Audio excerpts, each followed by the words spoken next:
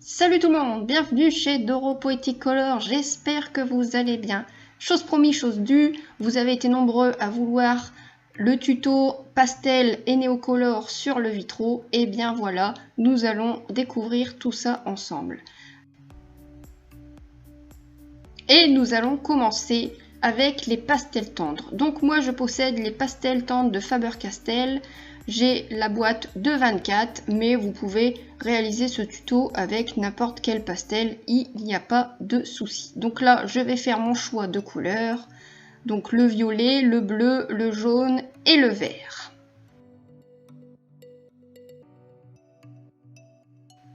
Pour cette technique, vous aurez donc besoin de vous préparer des cotons-tiges et aussi un fixatif. C'est très important d'avoir un fixatif pour pouvoir fixer les pigments des pastels parce que sinon ça s'estompe et les couleurs ternissent. Je vais faire un petit zoom sur tout ça pour que vous voyez bien comment réaliser cette technique.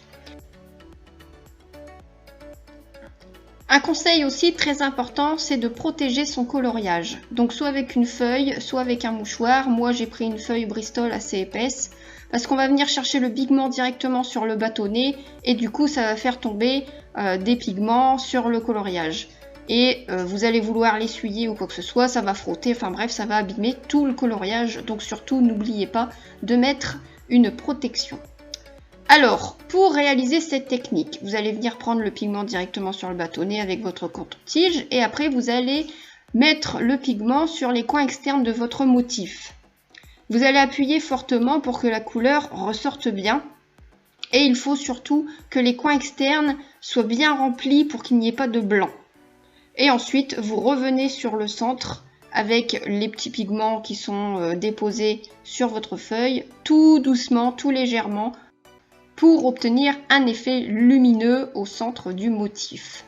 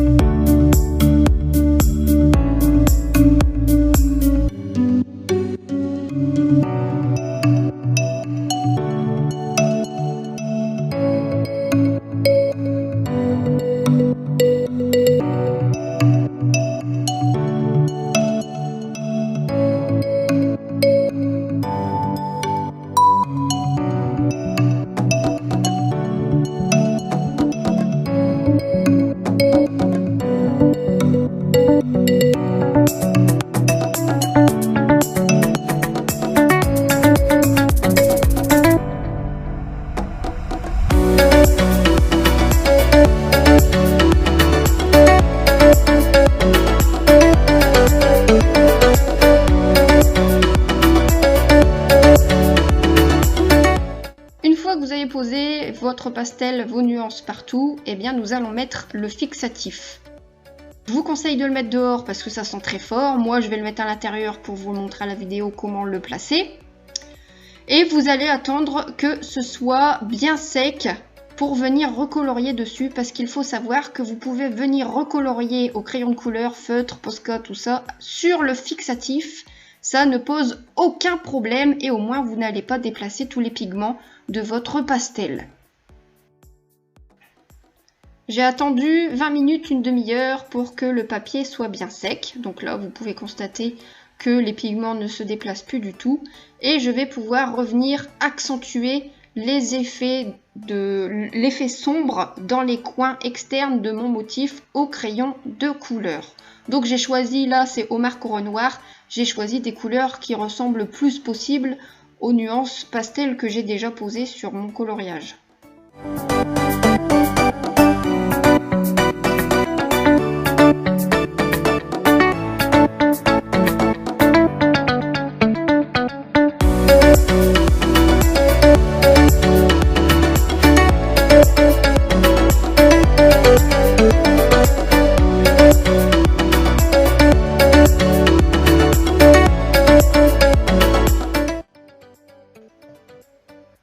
Malgré le fixatif, vous pouvez constater qu'on peut toujours passer à l'étape Posca sans problème. Donc là, cette étape, c'est moi qui l'a fait parce que j'aime mettre du Posca partout sur mes coloriages, vous le savez.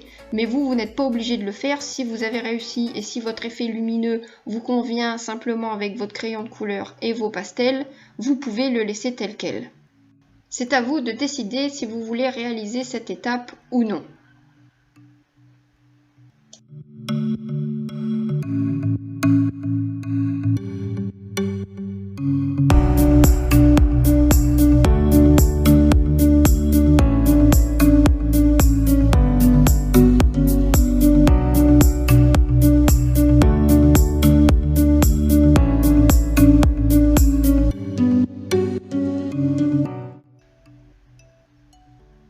Voici le résultat final, j'espère qu'il vous plaira.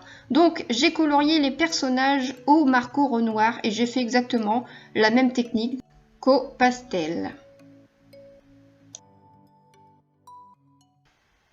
Nous allons maintenant passer à la technique de colorisation avec les Neocolor 2 de Caran d'Ache. Vous allez voir, c'est quasiment pareil, c'est très simple.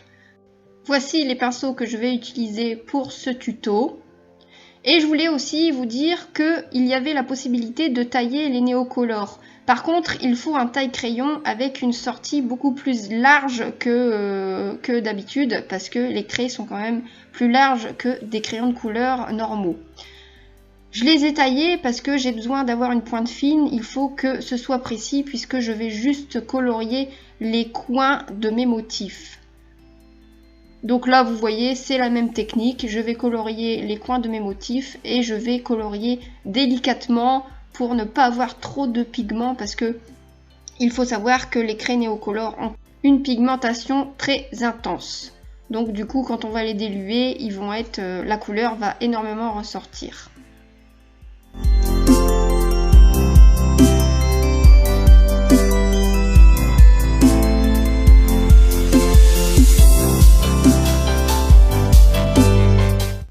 Nous passons maintenant à l'étape 2. Alors pour cette étape, je vous conseille fortement de prendre un mouchoir pour venir régulièrement nettoyer votre pinceau et éviter de faire des mélanges avec toutes les couleurs que vous avez mis sur le coloriage. Il faut commencer par diluer les zones les plus au centre du motif et ensuite diluer les zones foncées délicatement sans venir mettre tout le pigment à l'intérieur du motif parce que sinon vous n'allez plus avoir cet effet lumineux recherché pour créer l'effet d'entrée de lumière dans les vitraux.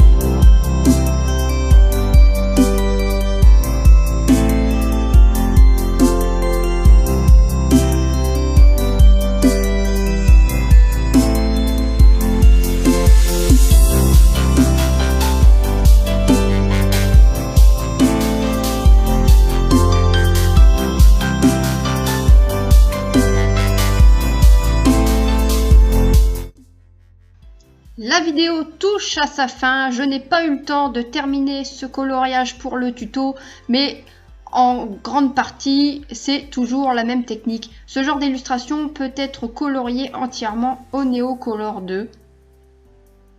Surtout, si vous avez des questions, n'hésitez pas à me les poser en commentaire, j'y répondrai avec grand plaisir. Et je vous dis à très bientôt dans une prochaine vidéo et je vous fais des gros bisous.